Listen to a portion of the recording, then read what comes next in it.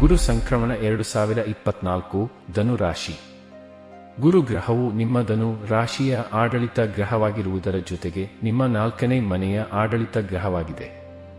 2024ರಲ್ಲಿ ಗುರುವಿನ ಸಂಚಾರವು ನಿಮ್ಮ ರಾಶಿಚಕ್ರ ಚಿಹ್ನೆಯ 6ನೇ ಮನೆಯಲ್ಲಿರುತ್ತದೆ. ಈ ಮನೆಯಲ್ಲಿ ಇರಿಸುವ ಮೂಲಕ ಗುರುವು ನಿಮ್ಮ ಖರ್ಚು ಹೆಚ್ಚಾಗುತ್ತದೆ ಎಂದು ಸೂಚಿಸುತ್ತದೆ.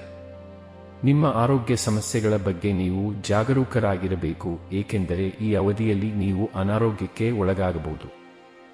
6ನೇ ಮನೆಯಲ್ಲಿ ರಾಶಿಚಕ್ರದ ಅಧಿಪತಿಯ ಸಾಗಣೆಯು ನ್ಯಾಯಾಲಯ ಅಥವಾ ನ್ಯಾಯಾಲಯದ ವ್ಯವಹಾರಗಳಲ್ಲಿ ಅವನ ಪಾಲ್ಗೊಳ್ಳುವಿಕೆಯನ್ನು ಸೂಚಿಸುತ್ತದೆ.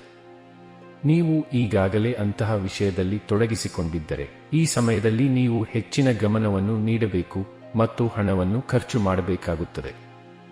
ನಿಮಗೆ ಬ್ಯಾಂಕಿನಿಂದ ಸಾಲದ ಅಗತ್ಯವಿದ್ದರೆ ಈ ಅವಧಿಯಲ್ಲಿ ನೀವು ಒಂದನ್ನು ಪಡೆಯಬಹುದು. ಗುರುವು ನಿಮ್ಮ ಕೆಲಸದ ಪರಿಸ್ಥಿತಿಗಳನ್ನು ಸುಧಾರಿಸುತ್ತದೆ, ಆದರೆ ನಿಮ್ಮ ಪ್ರತಿಸ್ಪರ್ಧಿಗಳ ಬಗ್ಗೆ ನೀವು ಕಾಳಜಿ ವಹಿಸಬಹುದು ಮತ್ತು ಅವರಿಗಿಂತ 2 ಹೆಜ್ಜೆ ಮುಂದೆ ಇರಲು ನೀವು ಶ್ರಮಿಸಬೇಕಾಗುತ್ತದೆ. ಗುರು 6ನೇ ಮನೆಯಲ್ಲಿರುವುದರಿಂದ ನಿಮ್ಮ 10ನೇ ಮನೆಯನ್ನು 5ನೇ ಅಂಶದಿಂದ, ನಿಮ್ಮ 12ನೇ ಮನೆಯನ್ನು ಅದರ 7ನೇ ಅಂಶದಿಂದ ಮತ್ತು ನಿಮ್ಮ 2ನೇ ಮನೆಯನ್ನು ಅದರ 9ನೇ ಅಂಶದಿಂದ ನೋಡುತ್ತಾನೆ. ಕಠಿಣ ಪರಿಶ್ರಮವು ನಿಮಗೆ ಯಶಸ್ಸನ್ನು ತರುತ್ತದೆ ಎಂದು ಈ ಗುರು ಸಂಕ್ರಮಣ 2024 ನಿಮಗೆ ಸಲಹೆ ನೀಡುತ್ತದೆ. ಈ ಅವಧಿಯಲ್ಲಿ ಯಾವುದೇ ಆಸ್ತಿಯನ್ನು ಖರೀದಿಸುವುದನ್ನು ತಪ್ಪಿಸಿ, ಏಕೆಂದರೆ ಅದು ಸವಾಲುಗಳನ್ನು ತರಬಹುದು. ಈ ಸಾಗಣೆಯ ಸಮಯದಲ್ಲಿ ನಿಮ್ಮ ತಾಯಿಯ ಆರೋಗ್ಯವು ಹಾನಿಗೊಳಗಾಗಬಹುದು, ಆದ್ದರಿಂದ ಅವರ ಮೇಲೆ ನಿಗಾ ಇರಿಸಿ ಮತ್ತು ಅಗತ್ಯವಿದ್ದರೆ ವೈದ್ಯರನ್ನು ಭೇಟಿ ಮಾಡಿ. ಧಾರ್ಮಿಕ ಪ್ರವಾಸಗಳು ಮತ್ತು ತೀರ್ಥಕ್ಷೇತ್ರಗಳಿಗೆ ಅವಕಾಶವಿರುತ್ತದೆ.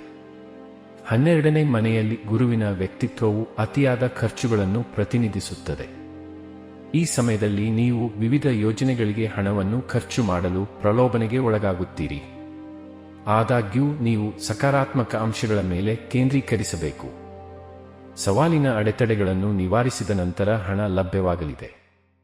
ನಿಮ್ಮ ಟೀಕೆಗಳನ್ನು ನೀವು ನಿರ್ಬಂಧಿಸಬೇಕು, ಏಕೆಂದರೆ ನಿಮ್ಮ ಕೆಲವು ವಿರೋಧಿಗಳು ನಿಮ್ಮ ಬಹಿರಂಗವಾಗಿ ಕಾಣಿಸಿಕೊಳ್ಳಬಹುದು.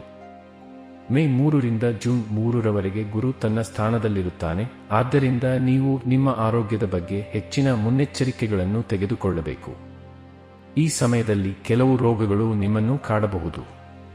ಕೊಬ್ಬು, ಕೊಲೆಸ್ಟ್ರಾಲ್ ಮತ್ತು ಹೊಟ್ಟೆಯ ಸಮಸ್ಯೆಗಳು ಹೆಚ್ಚಾಗುವ ಸಾಧ್ಯತೆಯಿದೆ. ಈಗಾಗಲೇ ಮಧುಮೇಹ ಇರುವವರು ವಿಶೇಷ ಗಮನ ಹರಿಸಬೇಕು.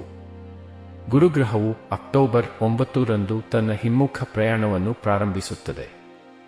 ಈ ಅವಧಿಯು ನಿಮಗೆ ಕೆಲಸದಲ್ಲಿ ಉತ್ತಮ ಸಾಧನೆಯನ್ನು ತರುತ್ತದೆ, ಆದರೆ ನಿಮ್ಮ ಆರೋಗ್ಯಕ್ಕೆ ಹಾನಿಯಾಗಬಹುದು. ಆದ್ದರಿಂದ ಅಕ್ಟೋಬರ್ನಿಂದ ಡಿಸೆಂಬರ್ವರೆಗೆ ನಿಮ್ಮ ಆರೋಗ್ಯದ ಬಗ್ಗೆ ಹೆಚ್ಚಿನ ಗಮನವನ್ನು ನೀಡಲು ಪ್ರಯತ್ನಿಸಿ. ಪರಿಹಾರ: ನೀವು ಗುರುವಿನ ಮಂತ್ರವನ್ನು ಜಪಿಸಬೇಕು. ಓಂ ಗಂ ಗುರುವೇ ನಮಃ ಪ್ರತಿದಿನ 108 ಬಾರಿ.